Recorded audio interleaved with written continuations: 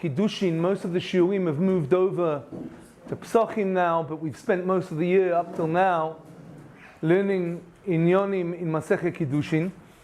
And I thought, therefore, it would be really interesting to learn an Inyan that I've been dealing with of late, but an Inyan that I think many of you have touched on, even if you haven't gone into it. I think Reb Dovidal's shir has probably gone into it a bit more, but we're going to be touching on a specific issue. The issue is going to be, ultimately, I hope we get there, the status of civil marriage in halacha. The reason we need to figure this out is the following issue.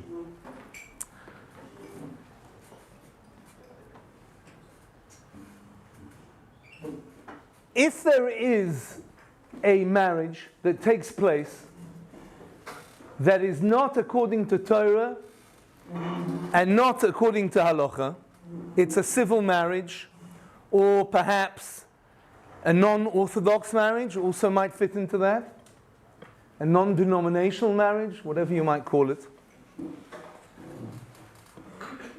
Do we consider that process to have any halachic ramifications? The problems that can come out of this, I'm already starting at the end so that we can understand the significance of this, is, let's say, for example, there is, and we had cases like this in the Beis Din, a woman who goes through such a marriage, goes through a divorce, becomes observant, moves into a community, into a kehillah. In that kehillah, she becomes engaged in Jewish life. She's looking for a shidduch. She comes to the Beis Din or to the chief rabbi's office or whatever it is, wherever they need to register. And one of the first questions that she's asked is, were you married before? She says, yes. Do you have a get? So, well, I don't have a get, but I have some kind of civil divorce. What's her din? What's her status? Do we say that because there was no kiddushin, kedat Moshe v'Yisrael, therefore there's nothing to talk about, there's no issue, there's no ramification, she can go ahead, Be'ezrat Hashem, and remarry and build a family? Or do we say that because there was some kind of ritual, some kind of process, we're going to see how that works, what that process is and what the status of it is, or what her status might be, do we say that because of that we require a get? And what happens if the first husband, lo aleinu, doesn't want to give a get, refuses to give a get on the grounds that this is some kind of religious coercion, or perhaps he's just disappeared? We had a case where the guy went off and he was a Buddhist monk somewhere in Outer Mongolia. We just couldn't track him down. We just couldn't get hold of him. And we couldn't arrange a get for her. The question then is, if you go back initially to the Kiddushin, what's that status? Is there Kiddushin? Is there no Kiddushin? If there is Kiddushin, has massive ramifications. Certainly the ramification would be regarding children. You have a couple, they were married in civil marriage, they get divorced civilly, the woman becomes married to another man civilly, she has children, those children become observant, end up going to an Orthodox community, they want to get married, they go to yeshiva, they want to get married, they come to the Beis Din, and we do our legwork, and it turns out that there's a chashash of mamzeut. There's a real issue of possible mamzeut, which means they can't marry into the Jewish community. It's a real issue. So what's the status of this kiddushin? Bad b'zbad, together with this, at the same time, we're going to look at the following issue. We don't have a lot of time, so I'm going to run through it quite quickly, even though you have a very significant source sheet. And that is another din which works alongside it, and you'll see how it works alongside it. Kiddushin, and I'm already telling you now, and you know this, only applies to an Isha. Kiddushin does not apply to a Pilegesh. What is a Pilegesh? A Pilegesh is translated in English, and it's not a good one, to a concubine. It's not a good translation. There's a machloket between Rashi and the Ramban in the Torah.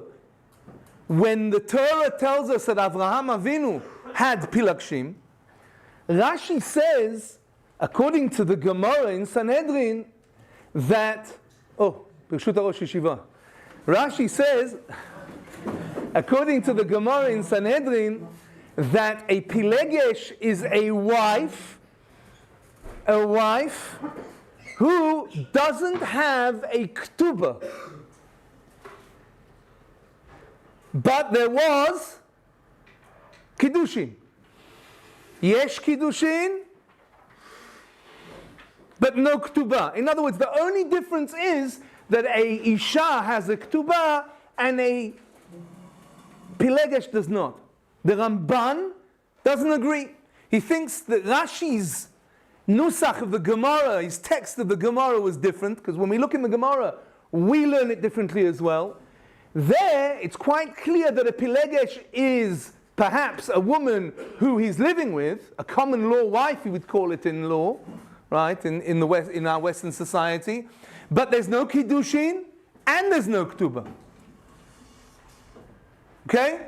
And that seems to be the nafka mina between the Ramban and Rashi over there. We're going to go into that issue a little bit to start with, and then Be'ezrat Hashem we're going to go into one of the machloket between two poskei zmaneinu, two great poskim of our generation, of the last generation, Reb Moshe Feinstein Zecher Livrocha, in Egos Moshe, and Rav Eliyahu Henkin Zecher Livrocha, who was, interestingly, lived down the road and was a major posek at the same time, and they both represent two different schools of thought. But there are other achronim who hold differently, and we're going to see how that has ramifications. Okay? Bear with me.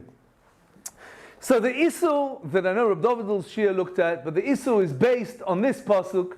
The pasuk is Lo tehek deisha, source number 1, Lo tehek deisha mibnot Israel. There is a prohibition of having a kadesha, of being a kadesha or a kadesh. The question is, what do we define as a kadesha? What is a kadesha? A kadesha, says Rashi, mufkeret, mekudeshet, umzumenet leznut. A kadesha is a woman who is designated for relations that do not result in marriage, or are not the result of marriage. It might be consensual, but there's no kiddushin involved. That's how Rashi learns it. And then he goes on to speak about the issur of a kadesh as well. In other words, according to the Shita of Rashi, we have to understand that the Shita of Rashi is quite straightforward. Rashi understands that the issur of a kadesha applies to who? To a woman. To the woman. The issur falls on the person. The kadesh applies to the man. Issur of kadesh, of being a mufkar, of being somebody who is wanton, of being, as it were, somebody who has relations with other people that's not in the context of kiddushin or of marriage. Rashi holds that's kadesha, that's the issur.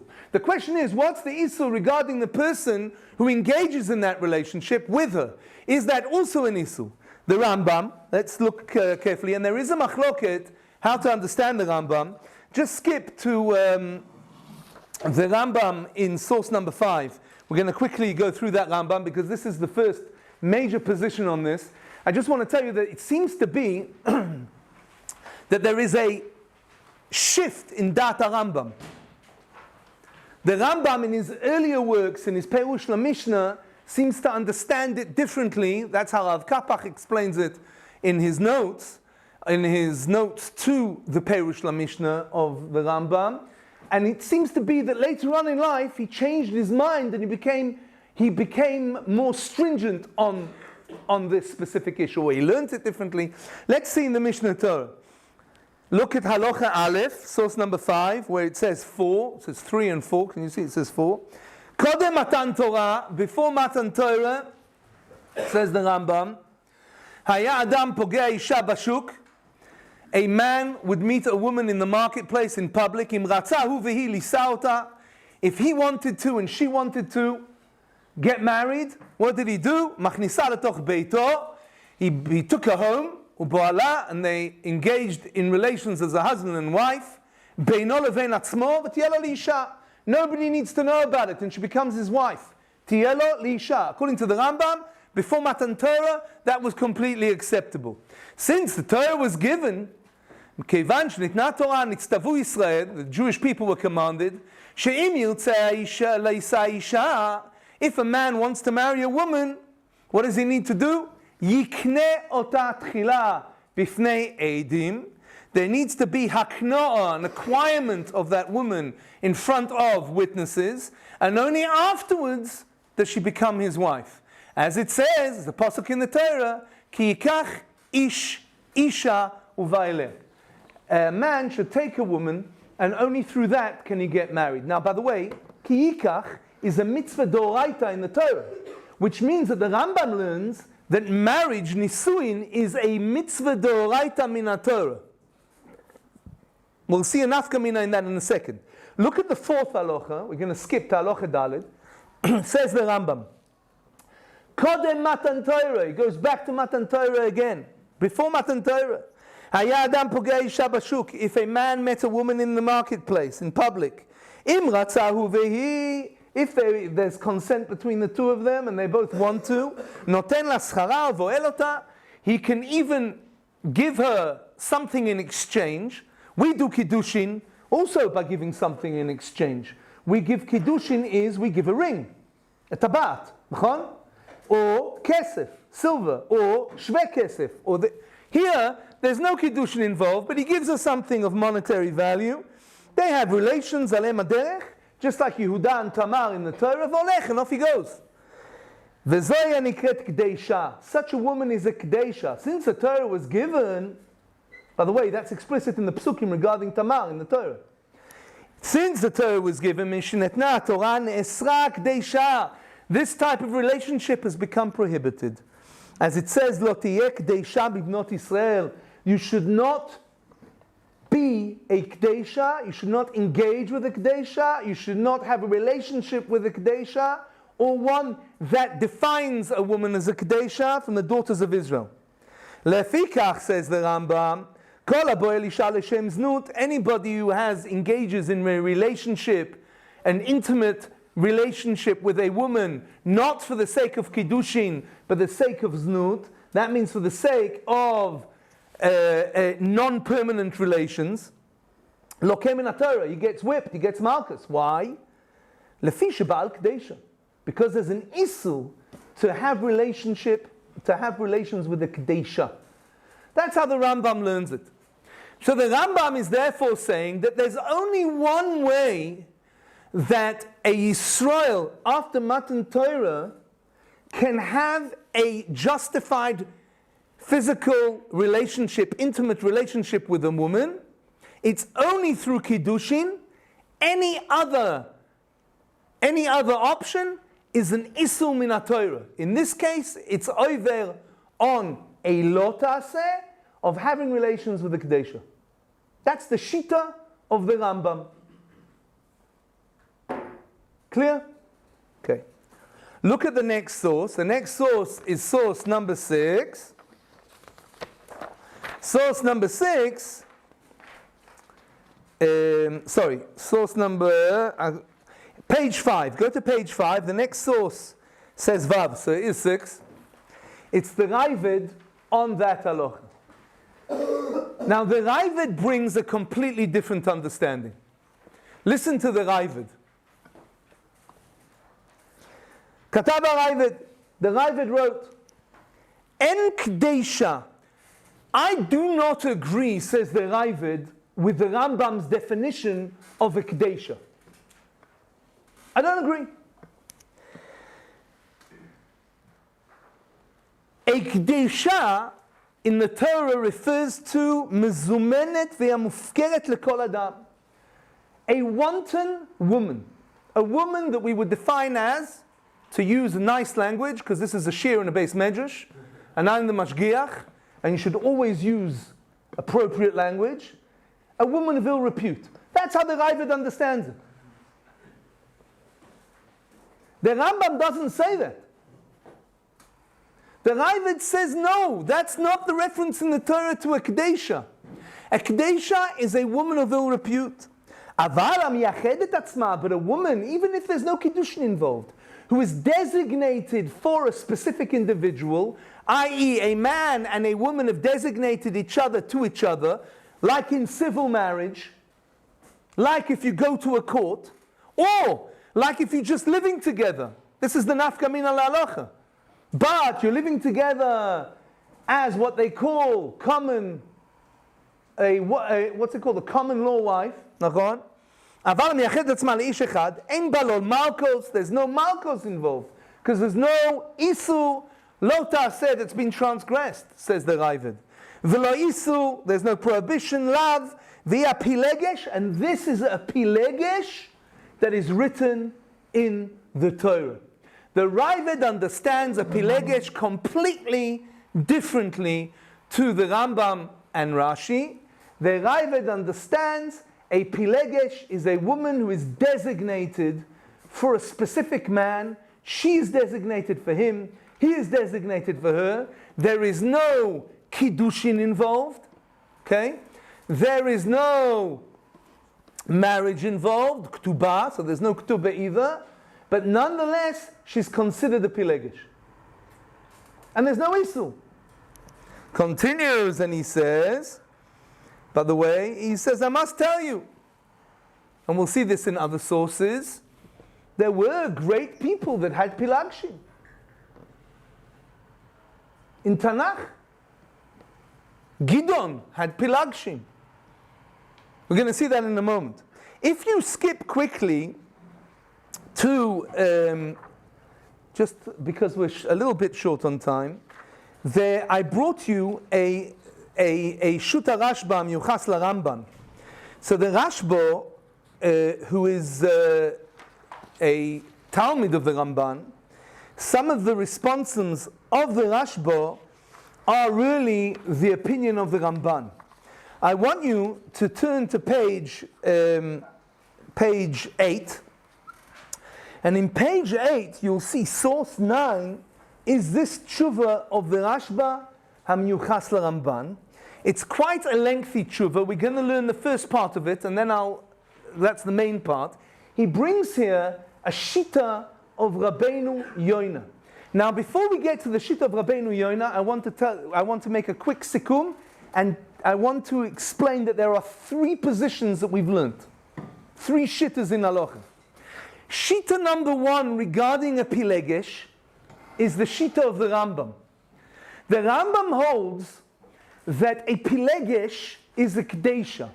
The only person who's allowed to take a pilegesh is a king. A hediot is prohibited from having a pilegesh, and it's an isur doraita. It's a biblical prohibition. That's how the Rashba learns that Rambam. That's the first shita in the Rava Magid. How the Magid Mishnah learns his Rebbe's shita, the first shita. Okay?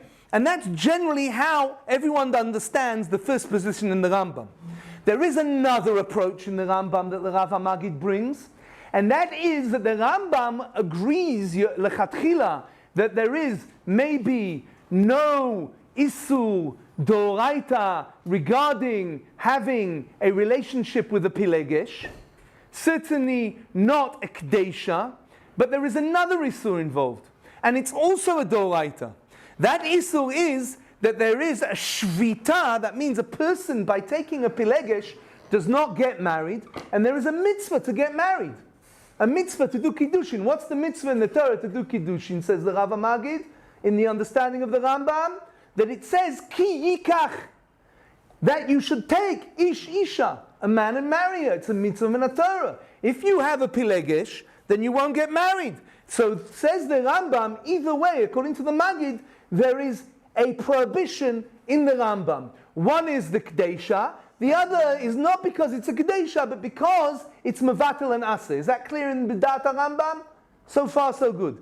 There is a third Shita. It's not, I didn't bring it here. It's based on the Gemara in Sanhedrin. It's the Shita of the Yad Ramah in the Gemara in Sanhedrin, who holds Shemidoraita, there is no Isur whatsoever to have or to take a pilegesh, for there to be a relationship with a pilegesh. The isur is an isur de rabbonon. What's the isur de rabbonon? The rabbis made an isur here because this is the type of relationship that can lead to pritzuta. they wanted to protect Jewish women, Jewish girls, and they didn't want a situation where they were taken advantage of. So there's a gzeira d'Rabbanan, a very serious gzeira d'Rabbanan that prohibits it, because otherwise you could have Bnos Yisrael that are taken advantage of. They don't have a ketubah, they don't have a protection, they don't have their interests being taken care of, and therefore Chazal made a gzeira like that. That's Shita number 3, the Shita of the Yad Ramah. Shita number 4 is this one. It's brought by the Ramban. He's quoting Rabbeinu Yonah, and we're going to learn it now. Source number 9, where it says, Od Zot. See that? Tshuvot HaRashbam, Yuchas LaRamban, Reish Pei Dalet Bet. Furthermore, Hatshuva Yeshiva Ramban Zal Rabbeinu Yonah. Here is the answer that the Ramban brought from Rabbeinu Yonah. Ish Elokim Kadosh hu Harav HaChasid Rabbeinu Yonah. He was a very holy man, Rabbeinu Yonah. We know Rabbeinu Yonah from Shari Tshuva, and Rabbeinu Yonah, major Rishon. And this is what he says.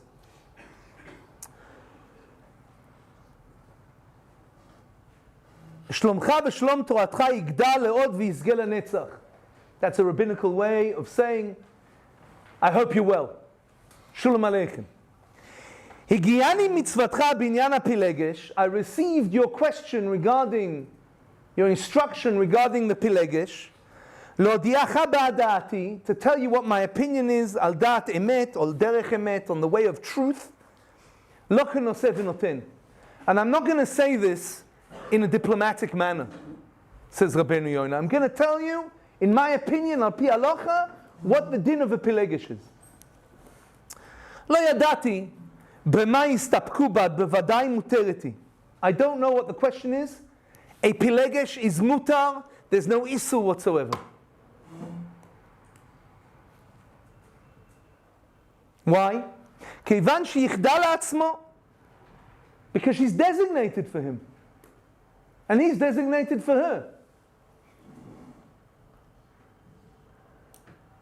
The only concern might be that if somebody travels, or somebody's on business, or somebody in the ancient world went somewhere and is able to take Pilagshim, and they're not known as being the wife of someone, it could be they'll have children, and those children might meet the children of the other wife, and they don't know that they're related, and then you might have a brother marrying a sister. But that's the only concern, and it's a very distant concern, says Rabbeinu Yonah.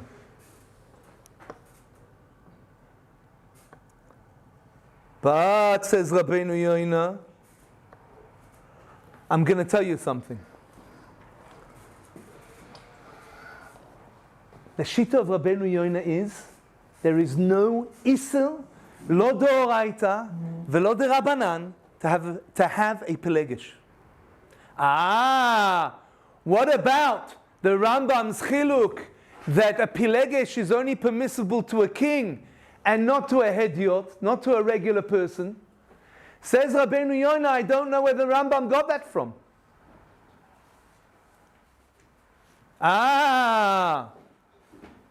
You can look in the book of Shoftim, says Rabbeinu Yonah, and you can see in the book of Shoftim that there were Shoftim who had Pilagshim.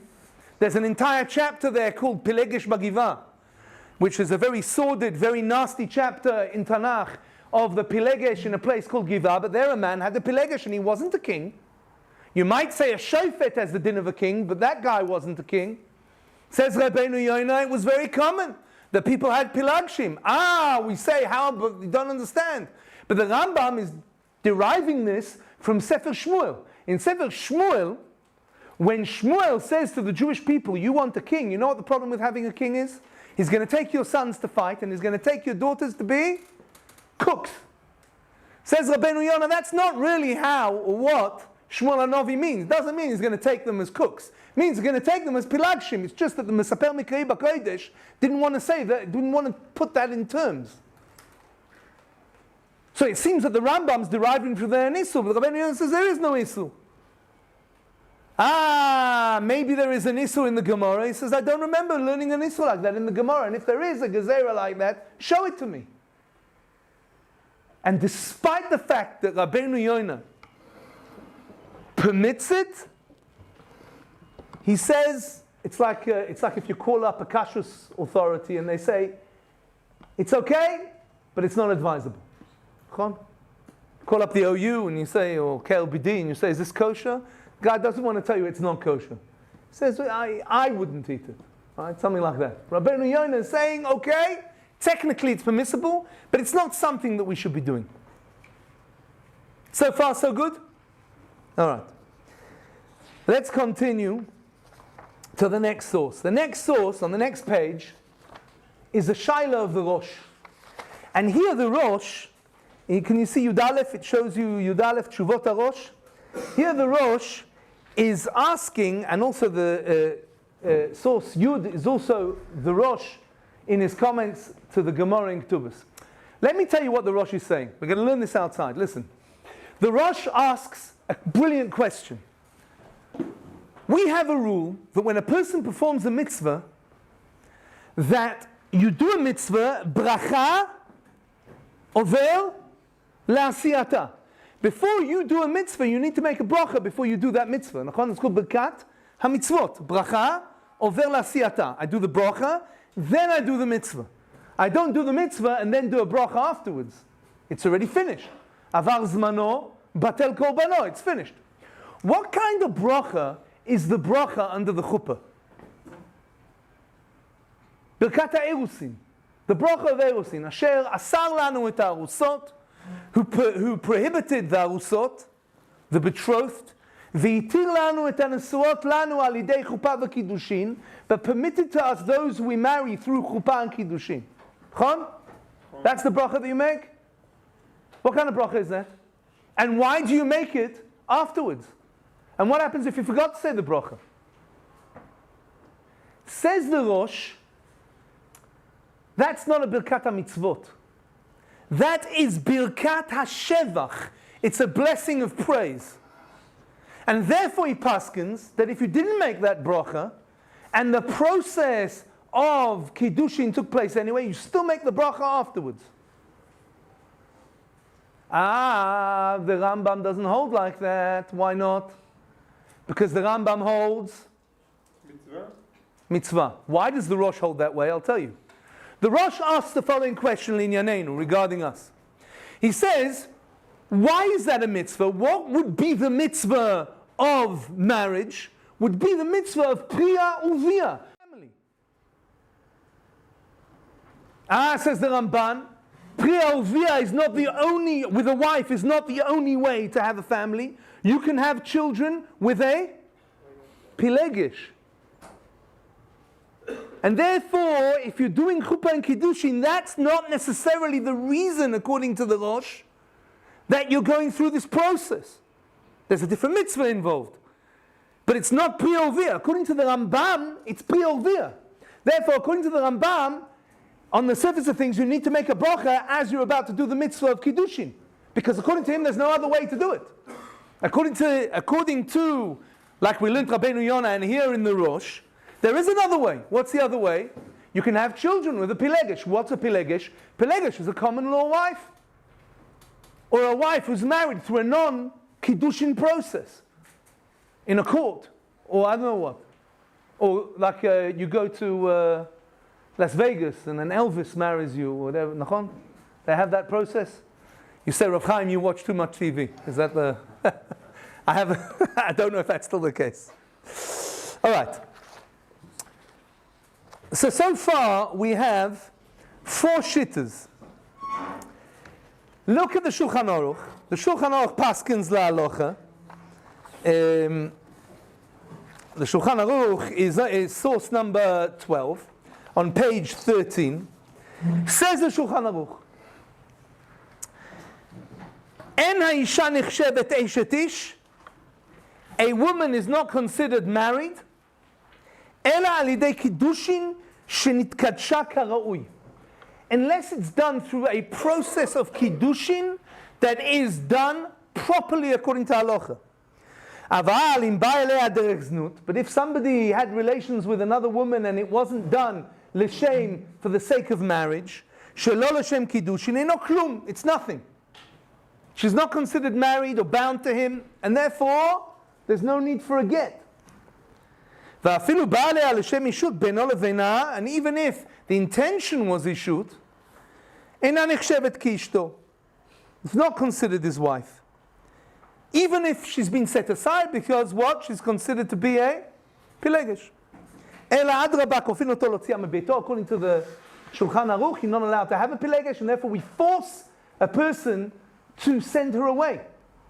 You can't have her in your house unless it's through Chuppah and Kiddushin. Who does the Shulchan Aruch, Maran HaMachaber, paskin like? The Rambam. Good. Says the Ramo. See the Ramo Hago, b'vadai busha im litbol o ba'alei medinata. Someone who has a Pilegesh at home, who is not his wife, she's going to be embarrassed to keep Tarat HaMishpacha. That's problem number one, he says. But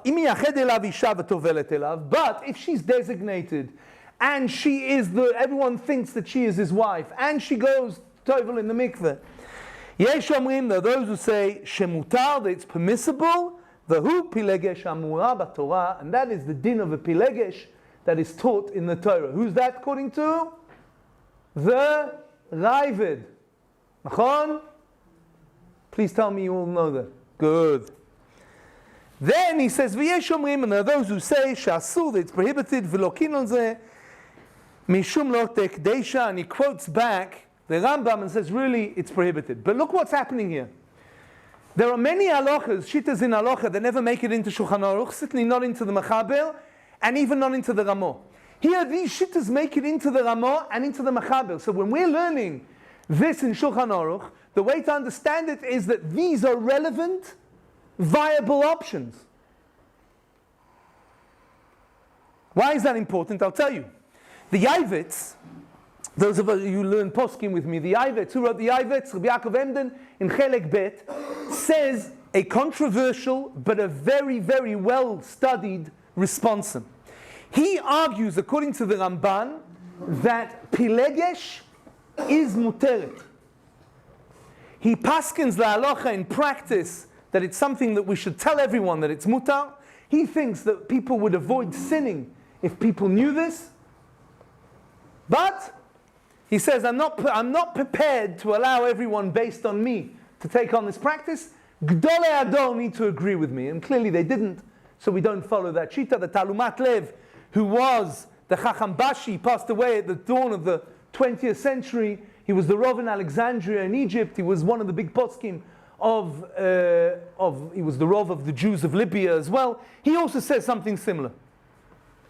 However, and we don't have a lot of time, so bear with me, I think that we need to learn two major poskim on how to understand civil marriage, and I think that the issue of Pilegesh goes to the heart of it.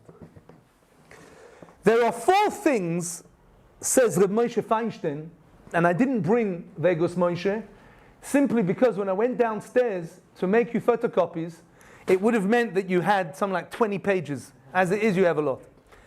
Says Reb Moshe Feinstein the following assumption. There are four things that need to happen for Kiddushin or for marriage, al pi halacha, to take place. The first is that a person needs to have kavana lekiddushin. The chosen needs to have in mind, says Reb Moshe, that he's standing under the chuppah and he is marrying this woman, and she needs to agree as well, of course. But he's doing so kadat Moshe v'Yisrael in order for her to become his wife. There needs to be, the first thing is kavana and dat. The second thing is that needs to be expressed. There needs to be, what do we call it in Gemara? You all did amira. There needs to be amira. There needs to be, you need to say it. How does he say it? Harei at mekudeshet li. You are going to be mekudeshet to me according to the laws of Moshe v'Yisrael. So there needs to be kavana. There needs to be amira. What's the third thing that needs to happen? Who said that? Shkoyach. There needs to be netina. What's the netina? There needs to be a netina. There needs to be a transference. It is, and I'm sorry to demote it to this because it's mamash not, but only in order to understand it better, there is a legal process. It's a transaction. It's a hakna'ah. It's a kinyan kesef. Kicha kicha Mr. Efron. So there needs to be a exchange of shve kesef, a valuable or something that's worth money. And it needs to be done in the sense that it's in order to make akno, in order for her to become his wife. She needs to agree, but it can't happen without it. Okay? That's the third thing. And the fourth condition is, you need to have Eidim. Who said that? Well done, shkoyach. You need to have Eidim. The Eidim need to witness the fact that it was done. They need to be kosher Eidim. That's why we go to such an extent to make sure that there's no psulei dus here, and you always give Eidim, need to be Shemesh Shabbos, need to be frum, they need to be checked out, they can't be relatives in any way, whatever it may be, but that's really important. Now says Reb Moshe the following. Let's look at a non-Orthodox or a civil marriage. Is there kavanah of Kiddushin? No. Kavanah of Kiddushin means I'm doing this according to halacha. It's not that I'm doing this in order to get married or to have. I'm doing this in order kedat Moshe v'Yisrael. If you're not doing it kedat Moshe v'Yisrael, says Reb Moshe, that is not kavanah. Now, is there an amira? No. Why is there no amira? Well, because the rabbi who is officiating from the non-denominational mosaic, whatever it's called, she says, listen, do you, Eric Reginald, whatever your name is, take whatever. No, whatever, right? No, it's not a nice name, I don't know, but a fancy one. Okay, Vivian, right? Do you take her? And then he asks her, asks him, asks her. Very nice. I now pronounce you. And if the guy's got sideburns and he's wearing one of these white suits with like silver stickers on it, and there's music in the background, whatever, Jailhouse Rock, that's what it's called, right? So he says, I now pronounce you man and wife in the authority vested in me by the state of, it doesn't say al pi Torah, he doesn't say al pi halacha, he doesn't say that. So says Reb Moshe, that doesn't work either. So what might work? Oh wait, is there netinat tabat? Is there a ring? Maybe there's a ring. He gives her a ring, no? There's an exchange of rings, nachon? Says Reb Moshe, that also doesn't work. You know why? Because if there's an exchange of rings, that means he gives her a ring and she gives her a ring. Who's done the akna? There's no akna here. There's no kinyan. Kinyan has to be only one way. Both ways invalidates the kinyan. So there's no kinyan either. Maybe there's eidim. Says Reb Moshe, there's no eidim either. Why are there no eidim? Oh, because the eidim are psulei edus. So says Reb Moshe the following. Hang on. How do I know they're psulei edus? Usually, in order to invalidate eidim, you need eidim to invalidate eidim. The eidim need to go, nachon? The eidim need to go to Beis Din to invalidate eidim, to say these are psulei edus. Except when somebody is publicly a avaryan, somebody who's publicly somebody who desecrates and publicly desecrates mitzvot, desecrates Shabbos, publicly is ochel nevelot trefot, someone who's like that says psulei edus. You don't need an aid to testify that it's a psulei edus. So there's no edus. Says Reb Moshe, what about if there are some frum friends, Shomer Shabbos friends, at the wedding? They're sitting at the back, and they see it. Now we have a problem. What's the problem? You have kosher edim, and they are Eidei Yediyah. They're Eidei Yediyah. What's Eidei Yediyah? They don't actually have to see the process. As long as they know that the process is happening of Kiddushin, then it's considered to be Kiddushin. So maybe that's a problem. So he quotes the Chasam Sofer. The Chasam Sofer was asked the following question. There was a marriage that took place, and the shamus was one of the Eidim. But it turned out a week later that the shamus is a relative of the Kala. A relative of one of the Kalot, it's what? Psulei edus. He's not a good witness, nachon? They came to Reb Moshe, they came to the Chasam Sofer, and the Chasam Sofer says, no, it does work. Why? Because the Rav, who's Masadel, he himself is an Ed, because he saw it going. It could be that there were other Edim, but he saw it. So therefore, not only did he see it, everybody who was there saw it. So says Reb Moshe, it doesn't work either.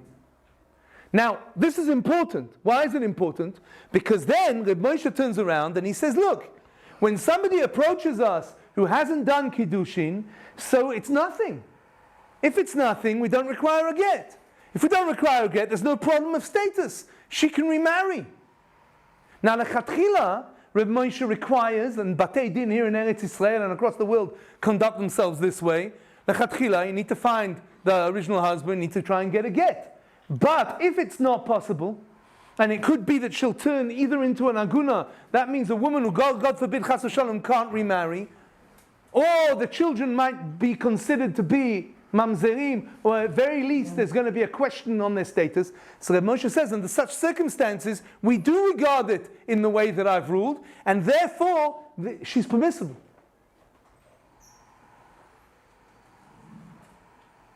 Who held like that? People like the Maram Shik held like that. People like the Achiezer held like that. Reb Moshe Vadai, clearly. However, there is a school of thought that paskin differently. Rav Eliyahu Henkin and the Melamed Lo'il and the Tzofnat Paneach also paskin like this in previous. That's the Rogachovel at the dawn of the 20th century. Think about it. Families came from the Soviet Union. There was no religious ceremonies in the Soviet Union. It was punishable by slave labor camp. So what's the status?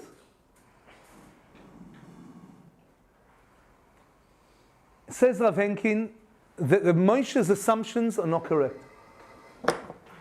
That the kinyan of Kiddushin does not require kavanah.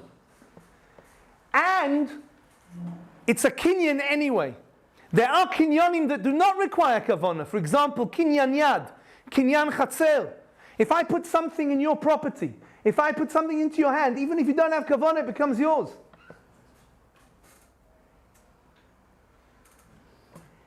And regarding Eidim, he says, we have another problem.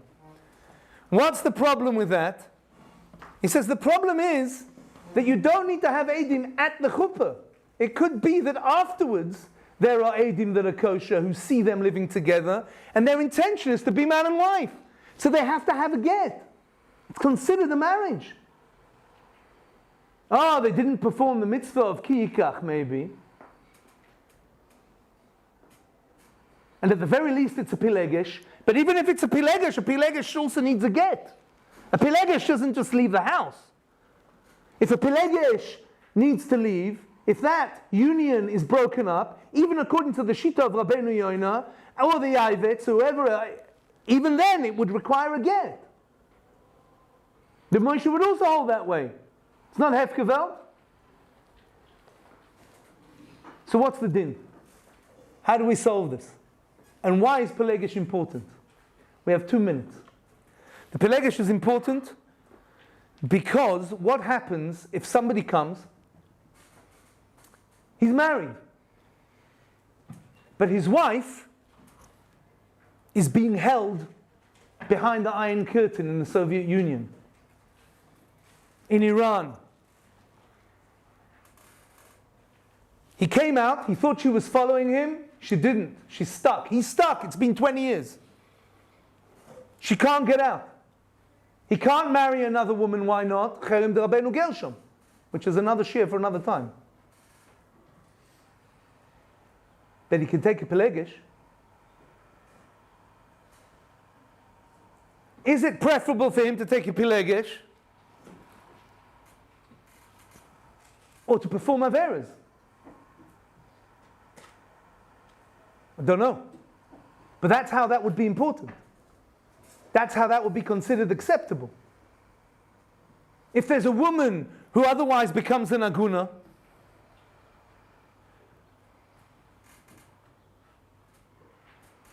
so we would nullify the Kiddushin to start with, says Reb Moshe. And then she can remarry. She can live a seminal Norman life.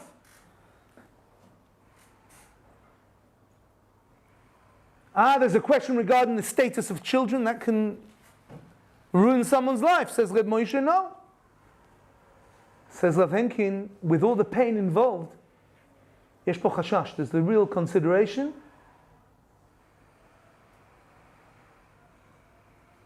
And we hold that it is Kiddushin. Questions? Yes? What does Rav Henkin do with Mira and Timash? It's not all four that are required. It's any one of them. If there's kavana, it's also enough. By the way, I want to tell you what Rav Henkin says. He says there are maaseh, when you have eidim, what are the eidim testifying to? According to Reb Moshe, without the eidim, there's no kiddushin, because the eidei kiyum. But there are transactions that the eidim are only there as eidei biul. They're only there in case there's a question. In other words, if I lend you money, I don't need the eidim to make you owe me that money. The fact that we have a transaction between us makes you in debt to me. It's only if you say, oh, I didn't take anything from you, that I need to go to Beis Din, I need to prove it, I need eidim. But the eidim don't make you the debtor.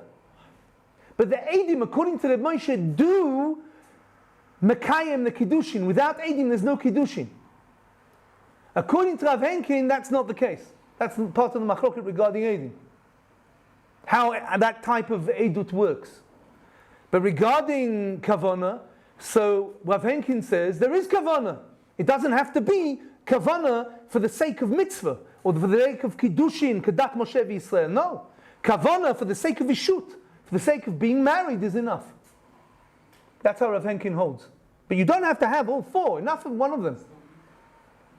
Even if you have one, it's makayim kiddushin, and certainly lechumra it would require a get.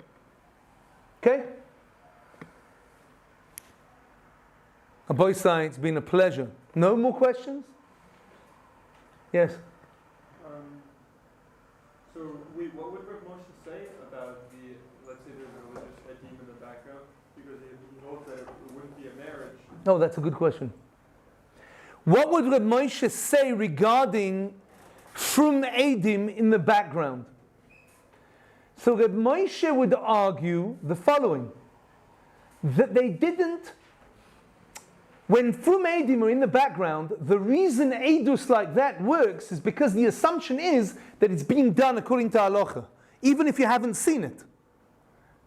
So you know how when you go to a wedding and the rabbi tells the chosin, right now it's your on, and he puts the ring on and he goes, he's very proud of himself, he goes, and everyone, and the Eidim look and they go Mekudeshet, and everybody in the crowd goes, Mekudeshet, like they know what they're talking about. But that's what it means. They are approving of their Eidus. They become Eidim because they've been the Eidim. You're relying on their Eidus, but if their Eidus is invalid, then your Eidus is nothing either. You understand? That's how he holds it. Yeah, that's the, yes? According to the scripture, she knows the Rambam in would he say that a kid that's born from that relationship would be mamzer? So there's a machloket here. The Rambam, Rav Kapach actually brings that. The Rambam holds that he wouldn't hold that he'd be a mamzer. A mamzer in halacha would only happen if he's married to someone and she has children from someone else whilst she's married to him. Not if he's married to a Kedesha. He's over on a different Isul.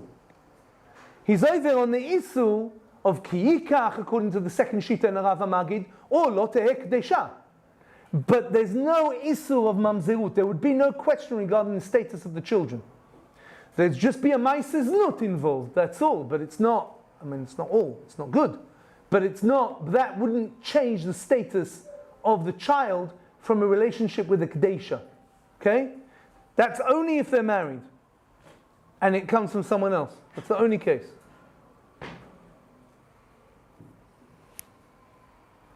I'm so impressed you've all taken in. This is really hard stuff. I'm really impressed. Yishar koach gadol. Thank you very much for letting me teach you this. Be'ezrat Hashem, we should only be zoche for b'sorot tovot, good tidings, yeshuot v'nechamot. This shir should serve to la'alot the neshama shel Abba Moiri, my father, my teacher, Harav Michol ben Chaim, zecher tzach livrocha, and it should be stand in good stead for all of Choyle Yisrael, and we should get our hostages back, and Hashem should protect our soldiers, and bring about peace and serenity across the whole earth for all of mankind. B'meira b'yameinu, amen.